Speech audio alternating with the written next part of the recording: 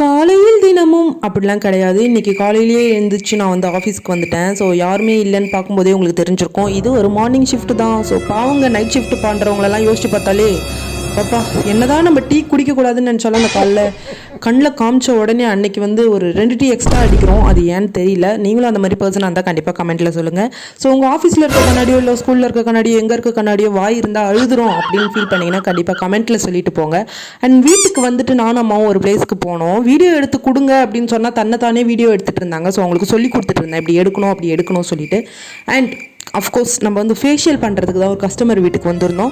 So அவங்க வந்து almost தெரிஞ்சவங்க அப்படின்றதுனால ரொம்ப கம்ஃபர்டபுளாக ஜாலியாக இருந்துச்சு. ஸோ இந்த மாதிரி facials, bridal makeups, dress designing இதெல்லாம் உங்களுக்கு பண்ணணும் அப்படின்னா கண்டிப்பாக நான் வந்து நிறைய வீடியோஸில் ஸ்க்ரீனில் நம்பர் கொடுத்துருக்கேன்.